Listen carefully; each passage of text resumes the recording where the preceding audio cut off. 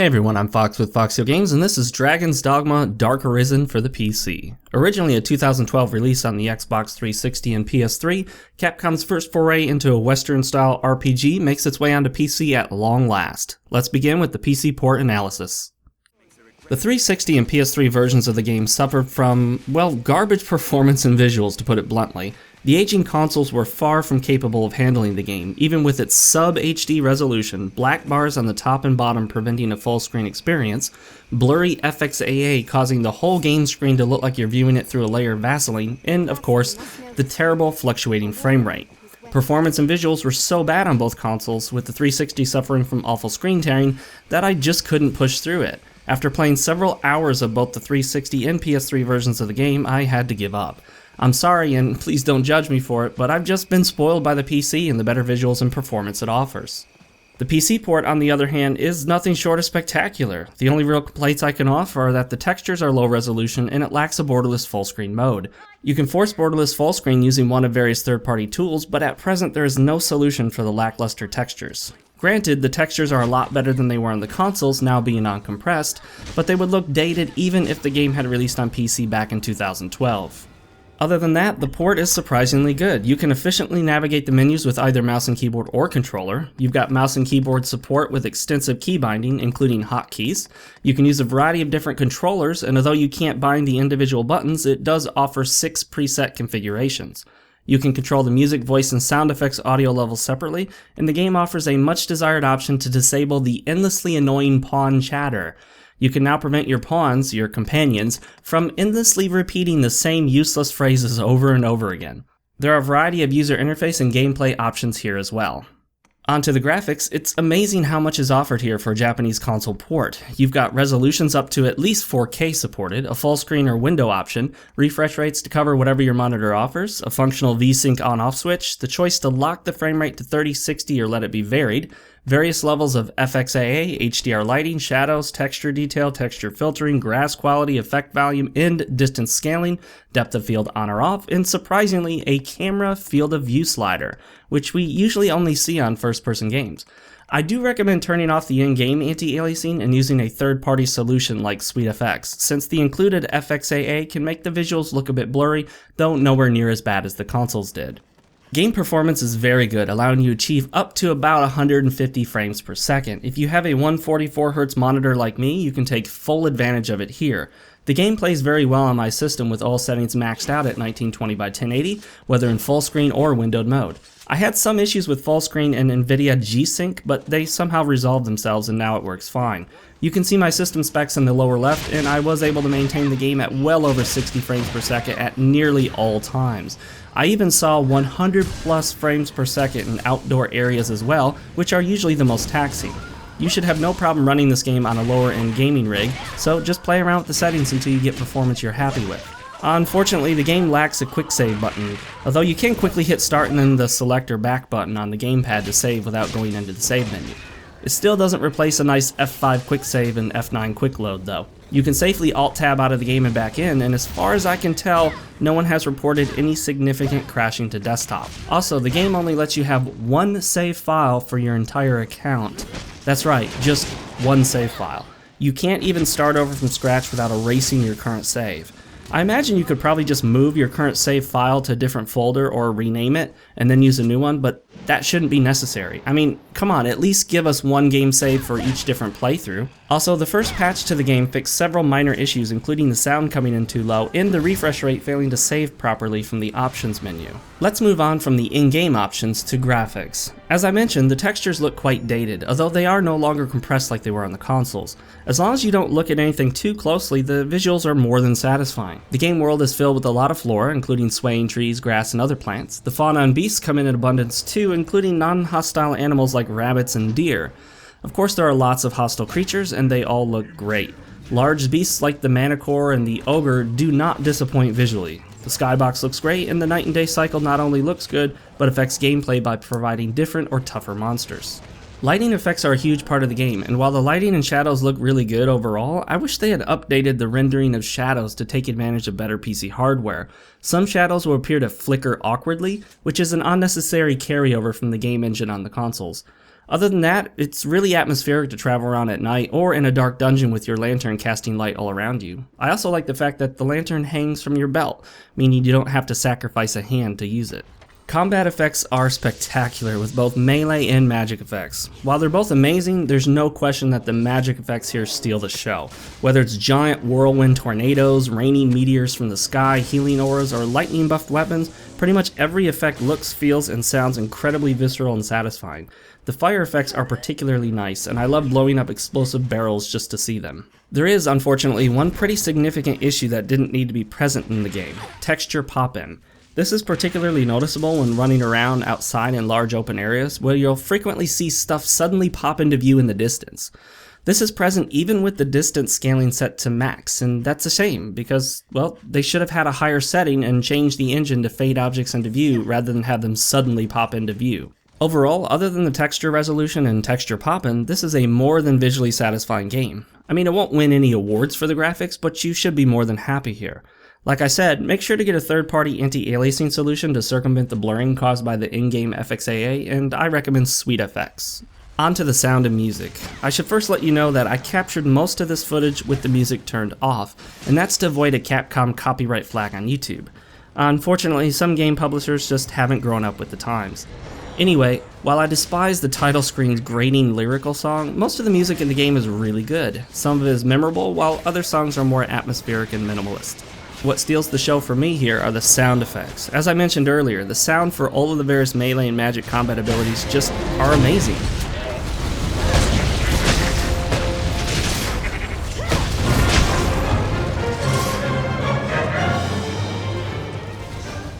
I know this word is overused, but visceral is the right term here. It's that kind of visceral sound that makes you feel connected to and satisfied by every spell and combat move in the game. When your weapon connects, it sounds like it really connects. The blasts of wind, the fire effects, the sounds of crackling lightning, it's all really good. The voice acting, on the other hand, is, well, pretty middle of the road. Nothing here sounds absolutely terrible, and some of it's actually pretty good, but for the most part, expect nothing more than passable voice work from most of the characters in the game. Your character is silent, other than grunts, death screams, and the like. Oh, and the lip syncing is way off most of the time. I mean, really off, like up to a couple seconds at times. The story in Dragon's Dogma Dark Arisen is a mixed bag. The main plot is solid, although a bit trite and cliche. There are some interesting twists and turns, but they just aren't terribly compelling or interesting due to the complete lack of character development. There is pretty much no one in this game that you'll care about, and I mean no one, not even your own silent protagonist. The characters also generally look pretty ugly, reminding me of games like Skyrim and Oblivion. While you are the central character in the story, the sort of hero of the land, your companions are all somewhat lifeless, human-like entities known as pawns. While they resemble humans and speak just like them, they lack any sort of character or depth. They exist only to serve you. This is even explained to you in the story, so it makes sense that they don't serve any other purpose than as battle companions. However, this doesn't assuage the fact that they are wholly uninteresting and don't serve to pull you into the story one bit. In fact, other than your primary pawn, which you have to keep, you'll be swapping the other two out for whoever you feel will best suit you in battle, as you'll have little if any attachment to them. Just don't expect to care about anyone in this game. In fact, I kept forgetting who was who and what significance they had in the story, even when I think the game intended for me to know them by name. The main drive of this game is not the story nor the character development, or rather the lack thereof. The main drive is the gameplay, so let's get to it. Gameplay makes a video game a video game. Without any significant gameplay, it's just a visual novel or an interactive menu. Dragon's Dogma Dark Arisen does not disappoint in this arena. You start out by creating your own character, where apparently your character's physical size actually affects some gameplay elements, such as your size determining how easily you can be staggered or how quickly you move. Once you get into the game, you get to start out by choosing one of 3 vocations, which function as classes. You can switch these out at will later as long as you have the discipline points to do it. Discipline points function as skill points, allowing you to invest in combat abilities like melee attacks, moves with a bow or shield, or magic.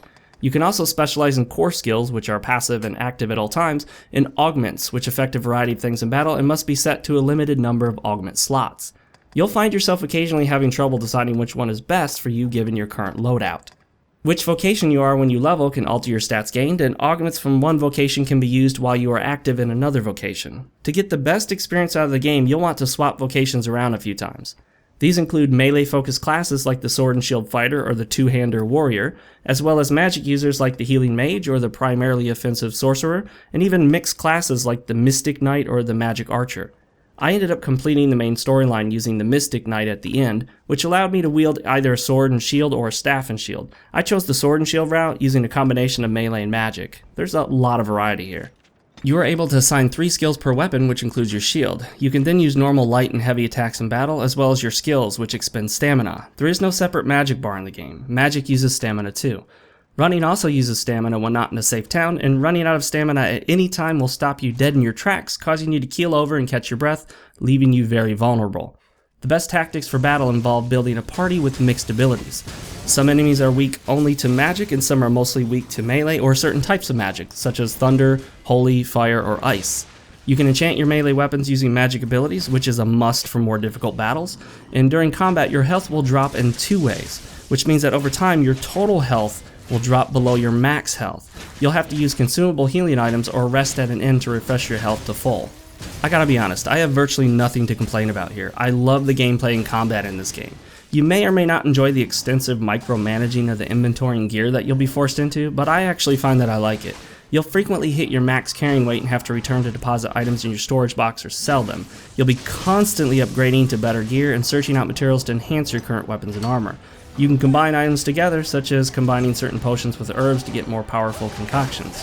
I mostly avoided combining stuff, but it's a good idea to experiment. You can temporarily buff your characters with a variety of consumables, and if you use this wisely, efficiently in combat, you can make light of otherwise difficult encounters. I didn't die a whole lot, but when I did, it was usually a sudden thing. Examples include falling off ledges or when flying beasts pulled me up into the air and dropped me to my doom. I also died a few times when I got hit by powerful attacks or spells.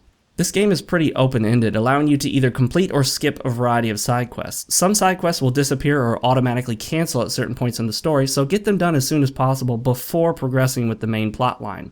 It's possible to fail quests and be locked out of certain quest lines, which means you might miss out on awesome items or gear until New Game Plus. The world of Grancis is deceptively smaller than it first looks, but it's packed with lots of mostly interesting content and fun challenges.